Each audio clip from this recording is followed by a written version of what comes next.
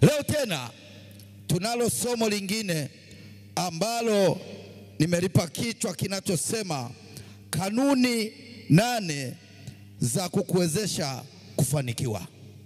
Kanuni 8 zitakazo kuwezesha kufanikiwa. Wakati fulani shetani amewaaminisha watu ili wachukie neno mafanikio, kwa sababu amelifasiri vibaya kwenye akili za wanadamu. Amelifasiri vibaya hata kwa viongozi wetu wa kiroho, maana amewaaminisha watu ya kwamba unaposema kufanikiwa lazima uwe unamiliki aseti kubwa za mali, lazima uwe unamiliki magari, lazima uwe unamiliki makampuni. Na hivyo hao wenye vitu hivyo ndivyo huwa tunawaona kwamba hawa wamefanikiwa. Na hivyo wale ambao hawajapata hivyo uishi katika maisha ya unyonge kwamba wao hawajafanikiwa.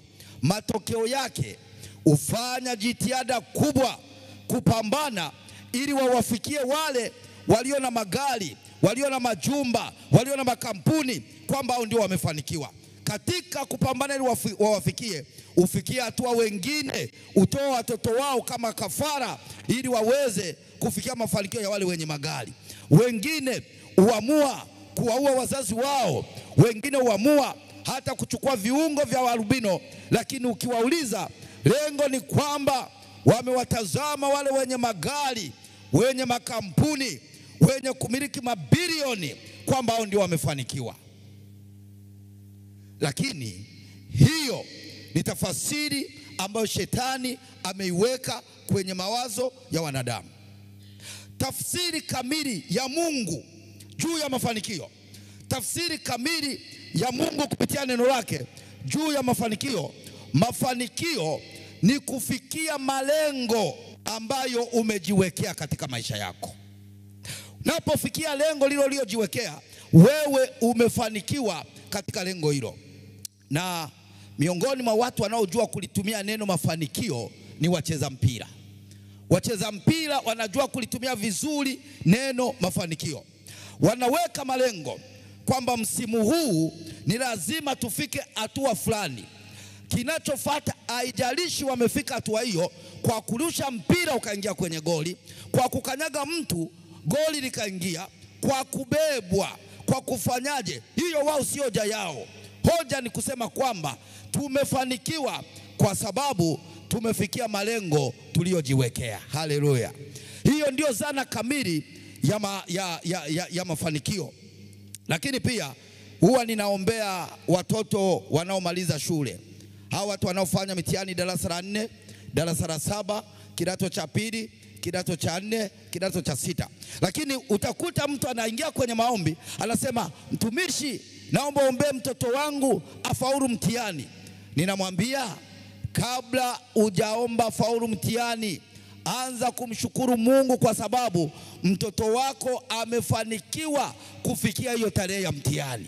Maana ndilo lilikuwa lengo lako tangu mtoto anaenda shuleni, kwamba afike ile tarehe ya mtihani, na kwa sababu amefika, amefanikiwa kufikia lengo lake. Haleluya.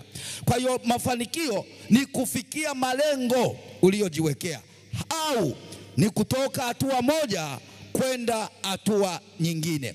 Kitu ambacho rafiki yangu, hata wewe yako malengo uliyojiwekea, ulipoyafikia tayari wewe umefanikiwa. Haleluya. Wako ambao wameweka malengo ya kusoma Biblia kuimaliza kwa mwaka mzima, anapofika tarehe 30, tarehe 31 mwezi wa 12, akafika Ufunuo sura 22, huyo mtu ukikutana naye tarehe 1 atakwambia nimefanikiwa kwa sababu nimeweka lengo na nikatimiza. Haleluya. Kuna mtu amejiwekea malengo ya kwamba mimi kifikisha miaka 30 nitaoa. Anapooa, ukikutana naye baada ya mwaka mmoja mbele, atakwambia nimefanikiwa kwa sababu lengo nililoweka nimelitimiza. Hivyo mafanikio ni maisha ya kila mwanadamu. Mafanikio ni maisha ya kila mwanadamu aliye katika nchi, aliye katika mahali popote, ana mafanikio ambayo ameyafikia. Ile fasiri ya shetani isikudanganye.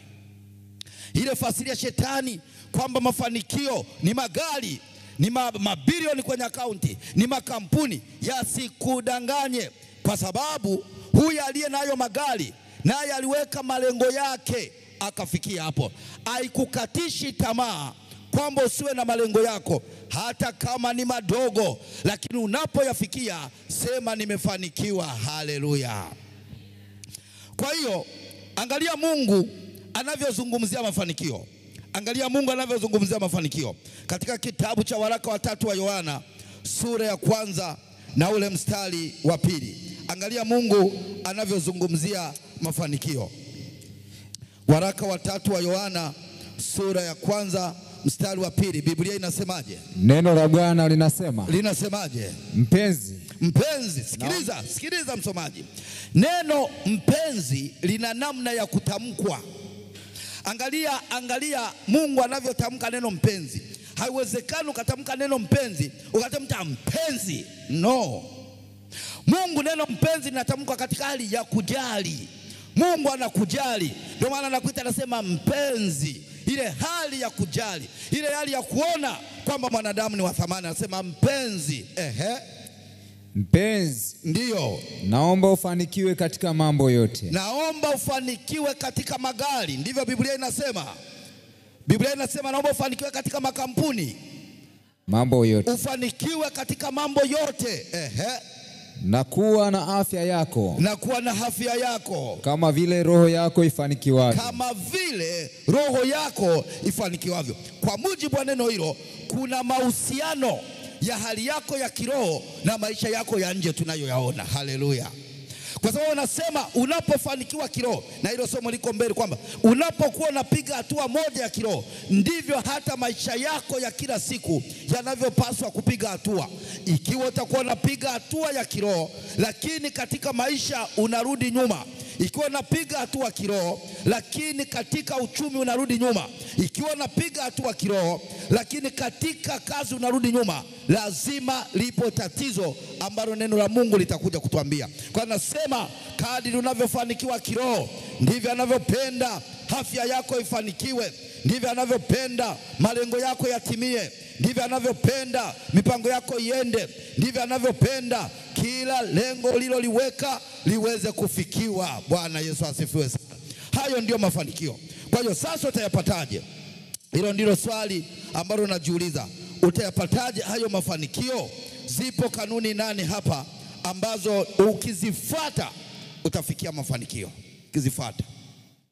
Na kuna watu hawaamini kwamba neno la Mungu lina siri ya mafanikio yao.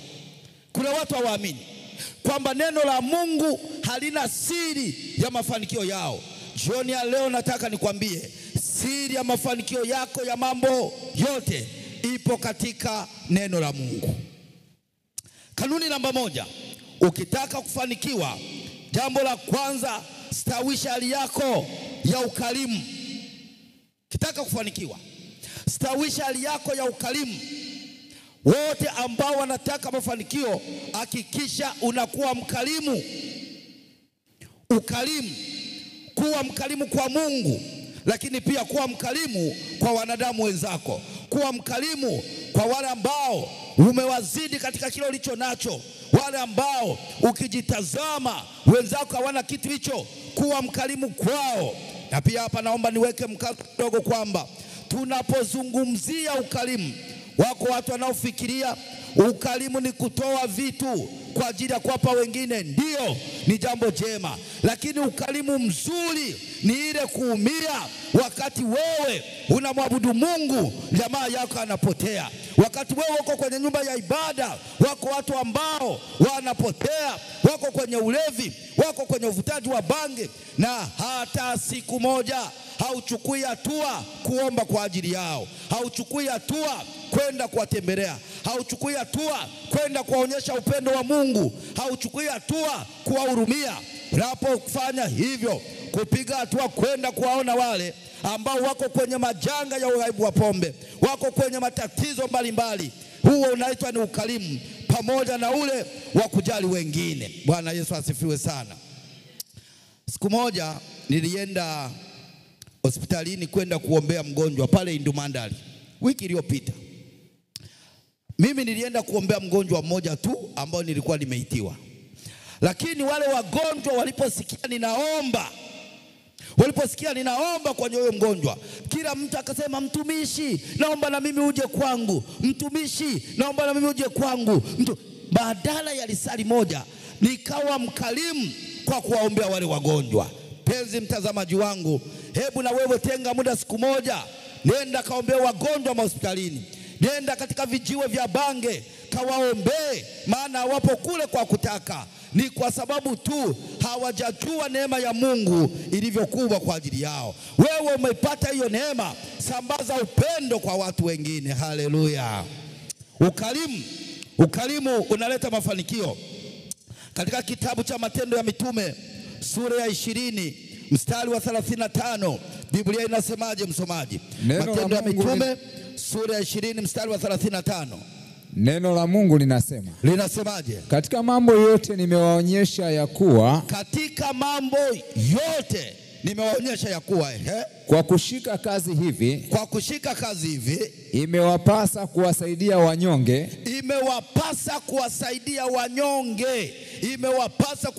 wanyonge. Wapo watu ambao ni wanyonge, hawana nguvu.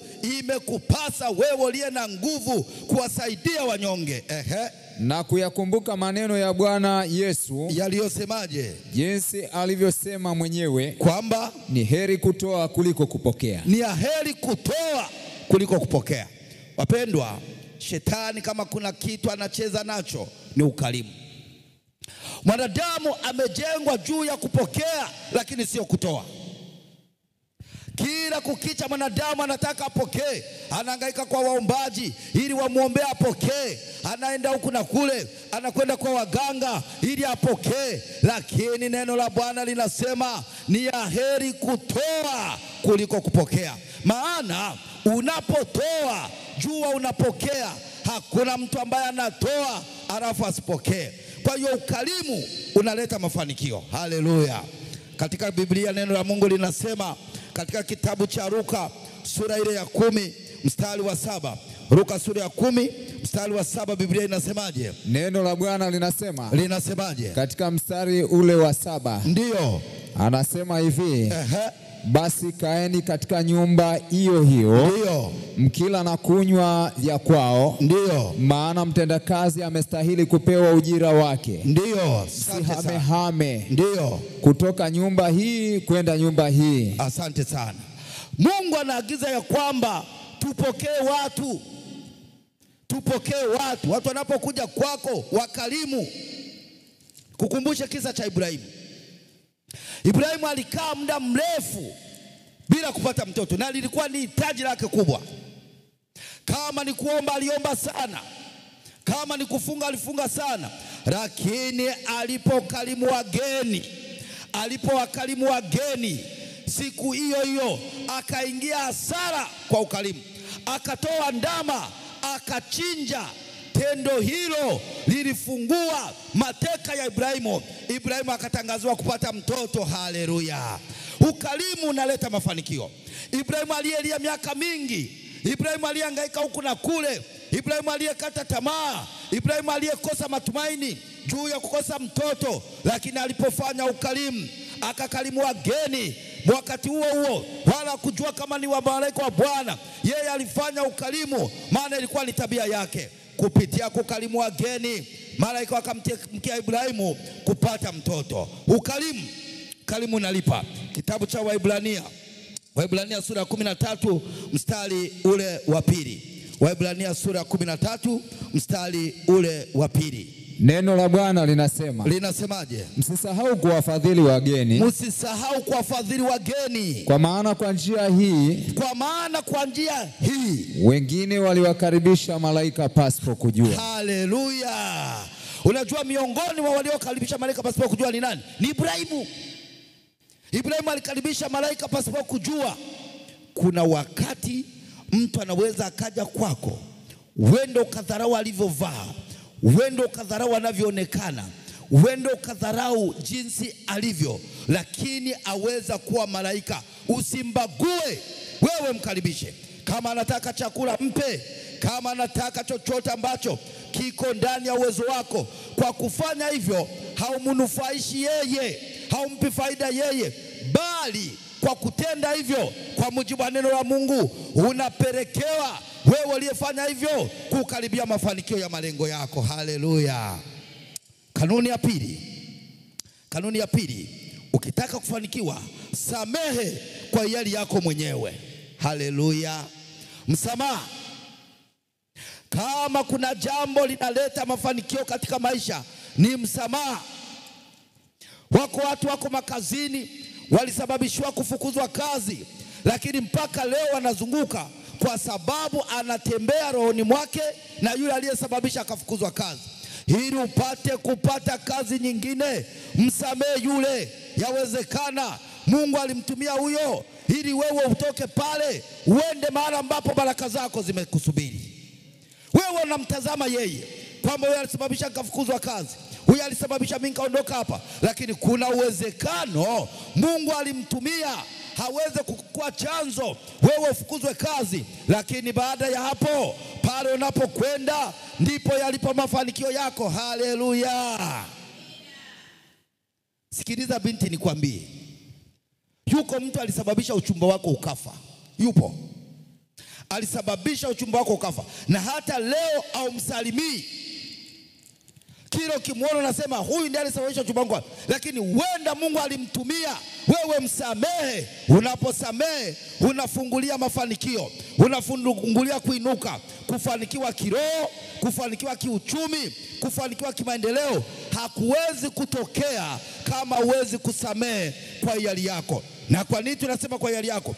Wako ambao wanasamehe lakini mpaka waende kwenye mabaraza, mpaka washinikizwe, mpaka washauriwe, mpaka watishiwe, mpaka wasomewe mafungu ya Biblia, ndipo aseme kwa fungu hilo huyu mtu ninamsamehe. Hii haitakusaidia rafiki yangu.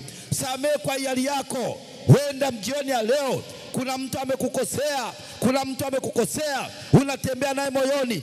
Siri ni hii, huyo uliyemweka rohoni amezuia mafanikio yako. Utaomba sana, utahangaika kwa waombaji, utatoa sadaka nyingi, lakini kama huwezi kusamehe, hauwezi kufikia malengo yako. Kwa nini? Malengo yoyote ili yafikiwe yatahitaji moyo uliochangamka. Malengo yoyote ili yafikiwe yatahitaji moyo na roho iliyochangamka. Unapotembea na kinyongo moyoni, unapotembea na mtu rohoni, unapotembea na kosa la mtu aliyokosea, matokeo yako unatembea na roho iliyojikunja, unatembea na roho iliyokunjamana. Hauwezi kufanya kitu kikaenda, hauwezi kuwa na mipango inayoonekana, hauwezi kuwa na malengo ambayo umejiwekea na ukayafikia. Msamaha. Wapendwa, kama kuna jambo linaleta mafanikio, samehe. Hata kama mtu alifanya ukashushwa, lakini jioni ya leo kwa ajili ya faida yako mwenyewe, msamehe. Samehe kwa hiari yako. Ndio, msamaha ni mzuri sana. Katika kitabu cha Waefeso sura ya 4 mstari wa 32.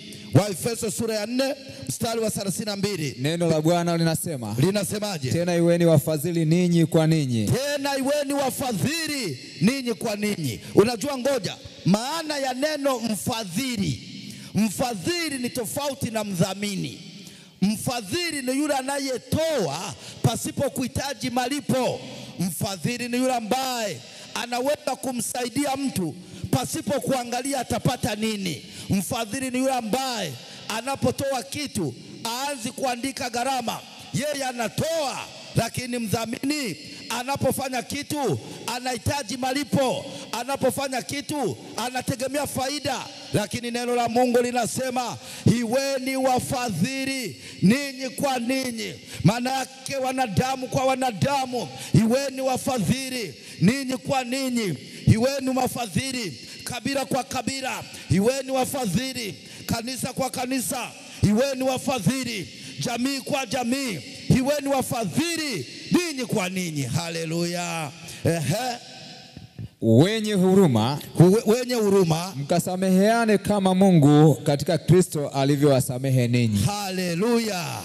Sikiliza, kama kuna kosa unafanya, Unapoingia kwenye maombi ukaanza kusoma sala ya Bwana na ukasema, Baba utusamee makosa yetu kama nasi tunavyowasamea waliotukosea, na unajua kuna mtu alikukosea na hujamsamee, wala usipoteze muda kusali hiyo sala, maana haitafanya kazi.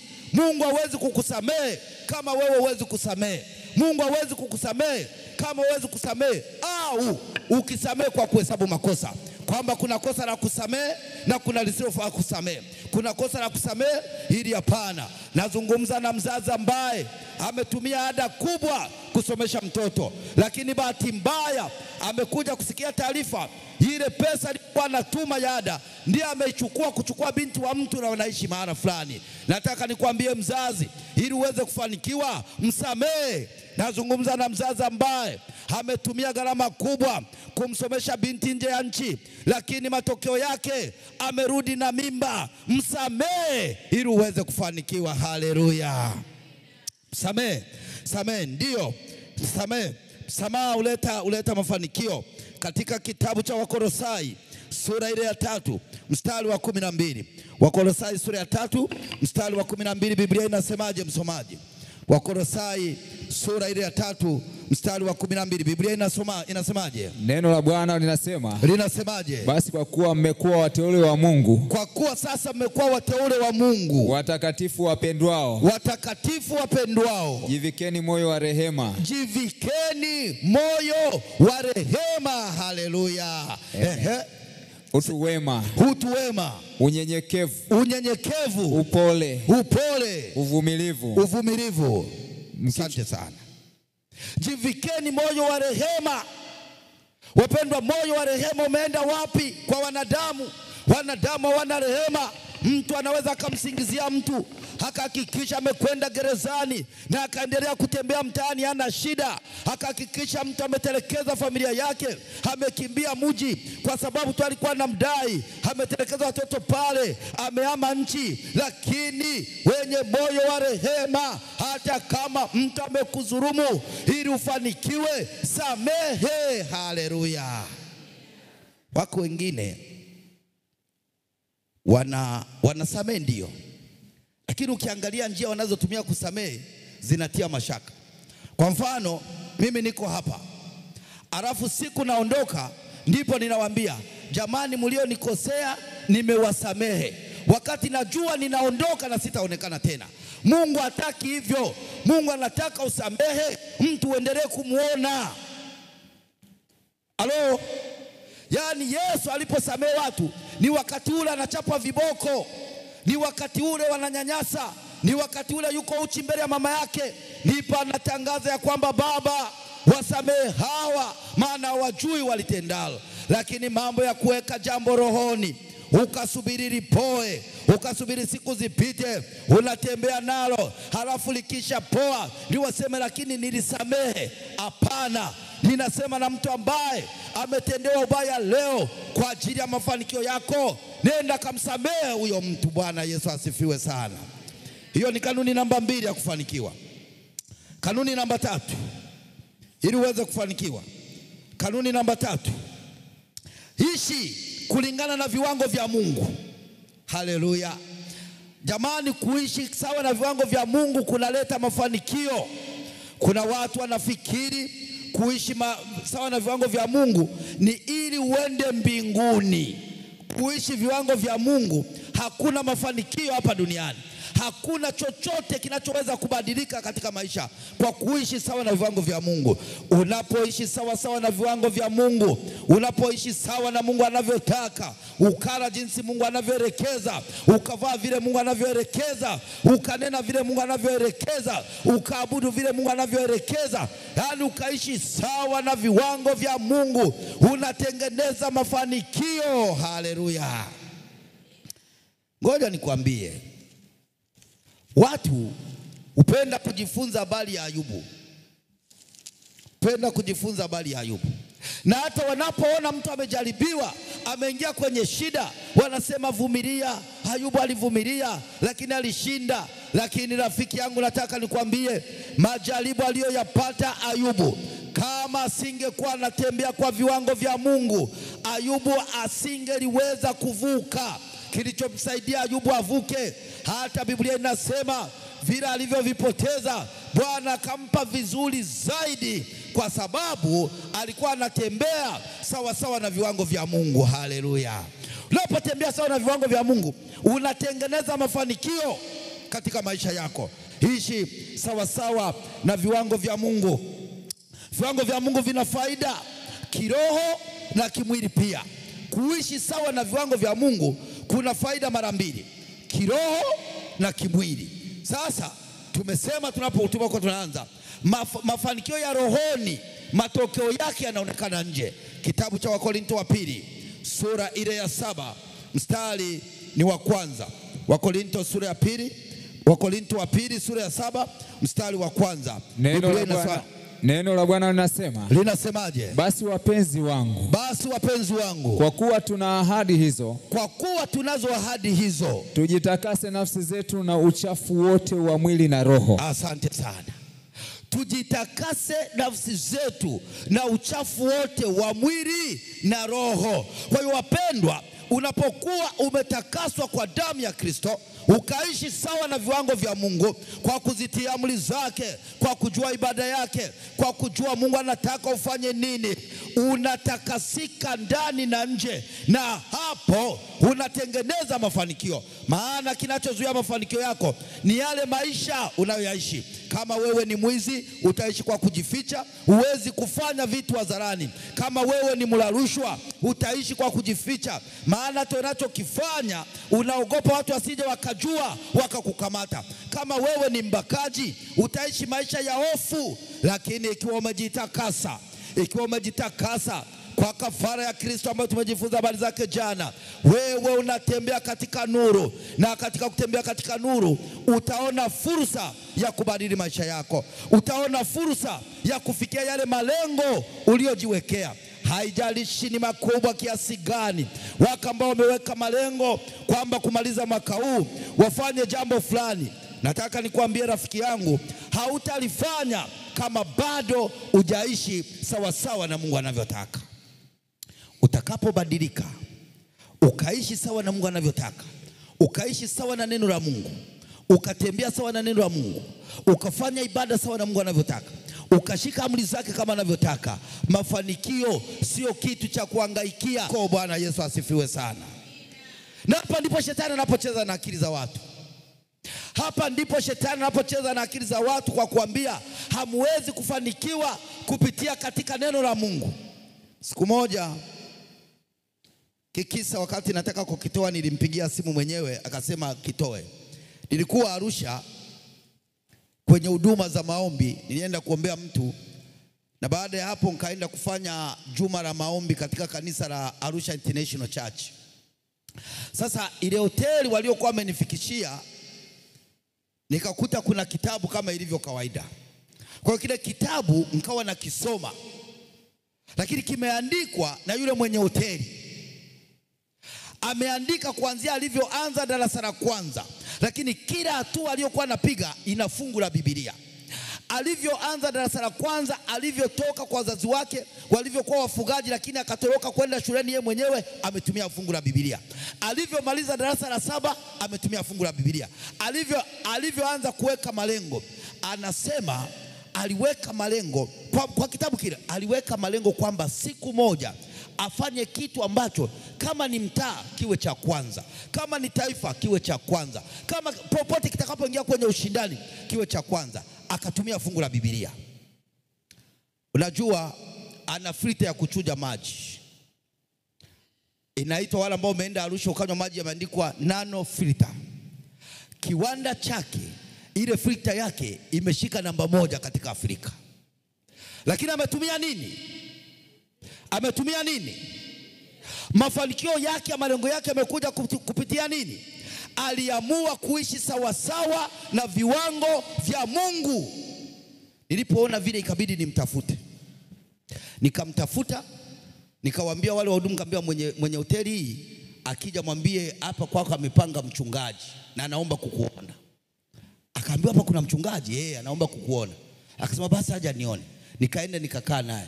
nikazungumza na akaniambia mimi habari ya kusali, habari ya kwenda kanisani sio iliyonifanya nifikie hapa. Mimi nimefika hapa kabla hata sijaenda kanisa lolote, lakini nilisoma Biblia nikajua siri ya mafanikio yangu ipo kwenye kuishi sawa sawa na viwango vya Mungu. Akasema mimi nimeanza kushika amri za Mungu kabla hata sina dhehebu lolote. Mimi nimeanza kujua dhambi mbaya, sina dhehebu lolote. Na sikufanya hivyo ili niende mbinguni. Nilikuwa natafuta kufikia malengo yangu niliyojiwekea. Bwana Yesu asifiwe sana. Wapendwa, kuishi sawa sawa na viwango vya Mungu vinakufanikisha katika maisha yako. Ishi sawa sawa na viwango vya Mungu. Wakolosai sura ya 3 mstari ule wa 5.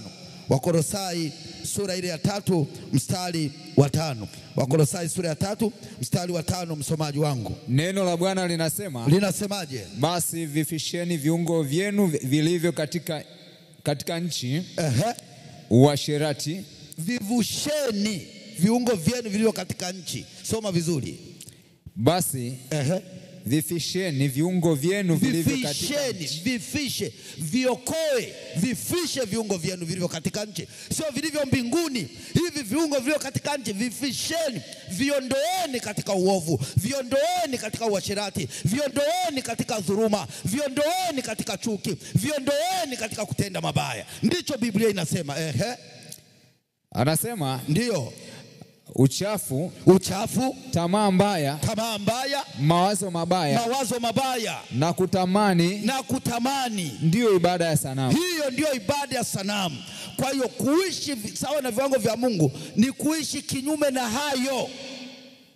Unapoishi maisha ya kutamani, huwezi kufikia malengo yako. Matokeo yake utaishi sawa na alivyofanikiwa yule mwenye magari. Utaenda kuua mtoto, utaenda kuchukua viungo vya rubino, utaenda kwa waganga, utaenda kwa watu, utaambiwa maombi ya kufanikiwa lazima utoe raki, utatoa raki ili upate mafanikio, kwa kutamani tu, kwa kutamani.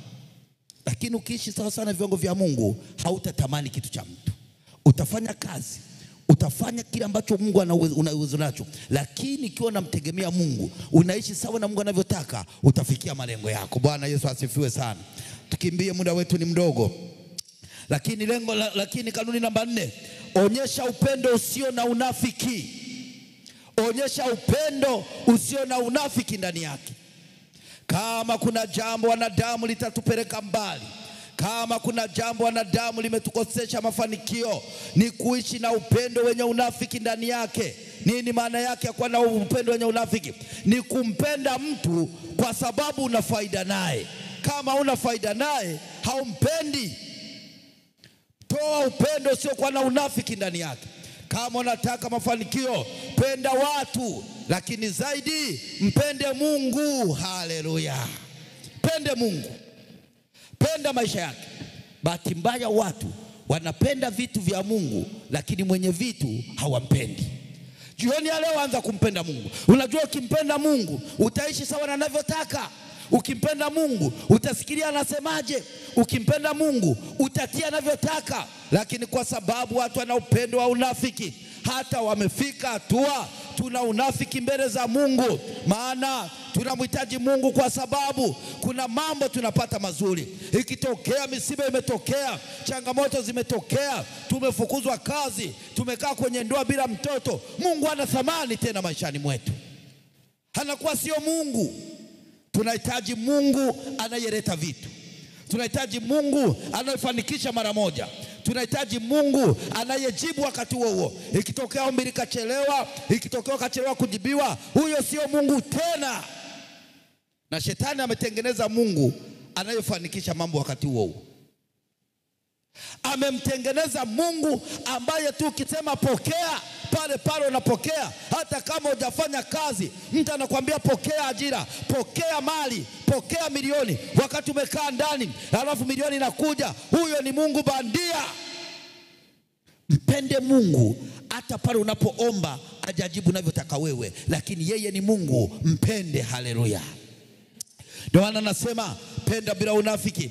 Ndio maana Mungu alitupenda sisi wenyewe. Katika kitabu cha Yohana sura ya 3 mstari wa 16 Biblia inasema, kwa maana jinsi hii Mungu aliupenda ulimwengu hata kamtoa mwanawe wa pekee, ili kila mwaminie asipotee, bali hawe na uzima wa milele. Kila mwaminie. Mungu alipenda bila unafiki ndani yake. Maana angekuwa na unafiki, angebagua ya kwamba dhehebu fulani wakimwamini wasipotee, kwamba Wayahudi wasipotee. Lakini anasema kila aminie, kila aminie. Hata jioni ya leo, ikiwa utaamini hautapotea tena. Ikiwa utaamini, haijalishi mpaka saa 11 ulikuwa unafanya nini, haijalishi leo asubuhi umefanya jambo gani, lakini ikiwa utaamini jioni ya leo, kwa upendo wa Mungu huu wa kumtoa mwana wake wa pekee, kila aminie asipotee, bali awe na uzima wa milele. Huo ni upendo usiokuwa na unafiki ndani yake.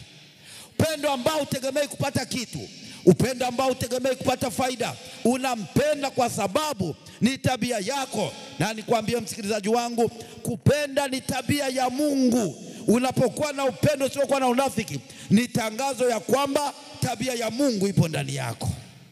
Tabia ya Mungu ipo ndani yako. Ndiyo. Lakini kanuni namba 5, muogope Mungu kwa njia inayofaa.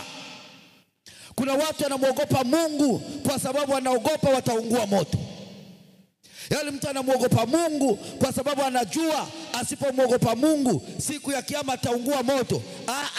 Muogope Mungu kwa sababu yeye anastahili kuogopwa. Haleluya. Yeye ni mfalme, yeye ni mwenye mamlaka, yeye ni mwokozi, yeye ni muumbaji. Tunamuogopa kwa sababu ya hayo. Hatumuogopi kwa sababu tutaungua, hatumuogopi kwa sababu hana utisho. Tunamuogopa kwa sababu anastahili kuogofya. Haleluya. Muogope Mungu kwa njia inayofaa. Usimwogope Mungu kwa sababu watu wanakuona. Usimwogope Mungu kwa sababu unaogopa kuchomwa moto. Katika kitabu cha Mithali sura ile ya 9 mstari wa 10. Mithali sura ya 9 mstari ule wa 10. Biblia inasemaje msomaji? Neno la Bwana linasema. Linasemaje? Kumcha Bwana ni mwanzo wa hekima. Kumcha Bwana ni chanzo cha hekima. Na kumjua mtakatifu ni ufahamu. Haleluya. Muogope Mungu kwa njia inayofaa. Usimwogope Mungu kwa vitisho. Ndio maana utakuta hata wakati mwingine katika nyumba za ibada mbalimbali, mtu anasimama anawatisha watu, anawaambia sikiliza, mtu alitakiwa kutoa sadaka lakini hakutoa, tukahubiri hakutoa, alafu alipotoka pale akaenda akagongwa na gari. Toa usije ukagongwa na gari. Unashangaa mtu anatoa, anasema ngoja nitoe na mimi nisije nikagongwa na gari. Mungu sio katili namna hiyo. Mungu sio katili kiasi hicho. Wala Mungu hapendi mtu anayemwogopa kwa woga namna hiyo, kwa kutishwa, kwa kusomea mafungu ya kutishwa. Muogope Mungu kwa sababu yeye ni muumbaji wako, yeye ni mwokozi wako, yeye ni mfalme wako, yeye ni mwokozi wa ulimwengu. Haleluya. Muogope Mungu kwa njia inayofaa. Usimwogope Mungu kwa sababu umetishwa, kwa sababu ana moto, kwa sababu ana mbingu. Hapana. Kanuni namba 6, usilipize kisasi. Usilipize kisasi. Usije ukalipiza kisasi. Warumi 12 mstari wa 17 mpaka 19 tunapofikia mwisho.